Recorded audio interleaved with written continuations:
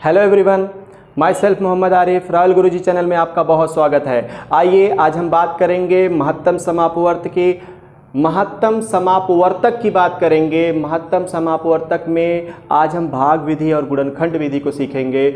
और सबसे पहले भाग विधि से हम क्वेश्चन को करते हैं। भाग विधि में क्या करते हैं, जो नंबर दिए हो उन नंबर्स में से किन्हीं दो नंबर्स को लेते हैं और भाग करते हैं। जो रिमाइंडर बचता है उस नंबर से फिर भाजक से भाग करते हैं। भाजक माने जिससे भाग दे रहे थे उसमें भाग करते हैं। ऐसे आपको समझ में नहीं आएगा। आइए हम क्वेश्चन को लेते हैं, तब जा कर के आपको और भी अच्छी तरीके से समझ में आएगा। जैसे हमारे पास 6 तथा 12 दो संख्याएं हैं, ठीक। इनका मासा निकालना है।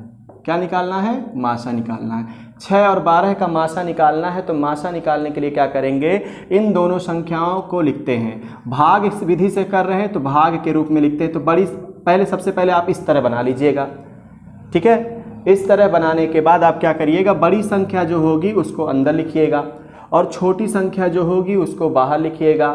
भाग करिएगा। भाग करने पर कितनी बार भाग जा रहा है? 6 दूना 12, पूरा भाग चला गया।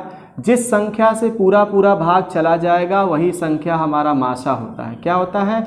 महत्तम समापवर्तक होता है। इस प्रकार हमारा आंसर क्या हो जाएगा? 6, ठीक है। मान लीजिए कोई और संख्या है, कोई और संख्या, मान लीजिए 3 संख्याएं हैं हमारे लिए, 6, 8 तथा 10 का मासा निकालना है, ठीक।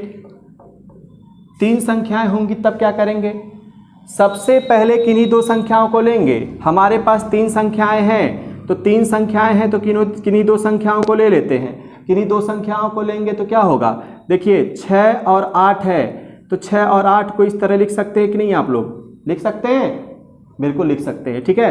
तो 8 में 6 से भाग करिए, कितनी बार जाएगा? 6 करने 6, कितना रिमाइंडर बचा? 2। जो शेष बचा है अब वह भाजक का काम करेगा। उसके बाद जो ये संख्या है वो बन जाएगी भाज्य, यानी जिसमें भाग देना है वो संख्या बन जाएगी।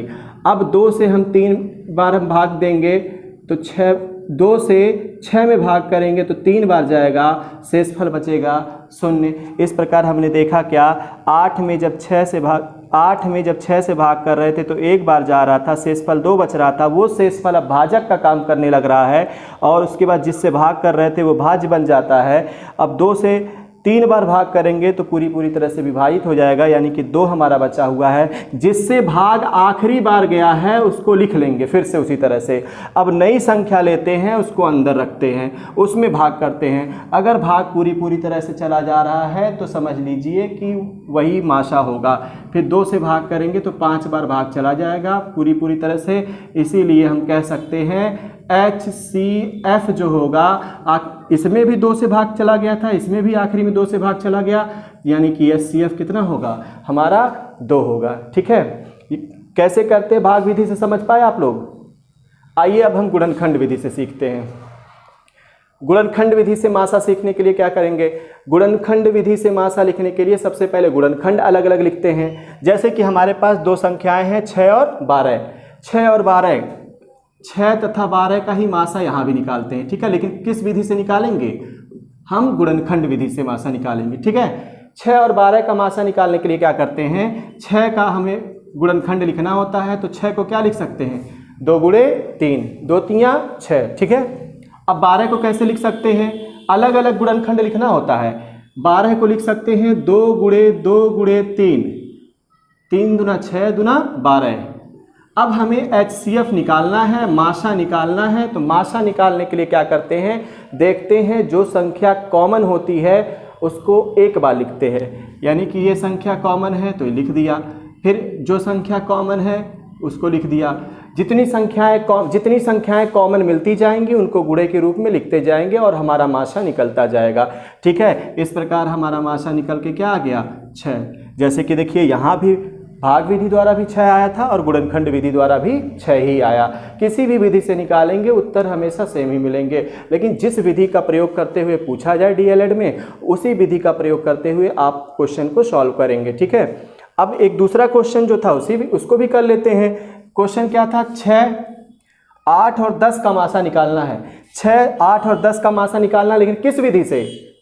गुणनखंड विधि से निकालना है। तो हमने कहा जब भी गुणनखंड विधि से मासा निकालते हैं तो उन संख्याओं को लिख लेते हैं। लो लिख लिया मैंने, ठीक। अब इनको गुणनखंड करना है। गुणनखंड करते कैसे हैं? देखिए 2 गुणे 3 लिख सकते हैं कि नहीं?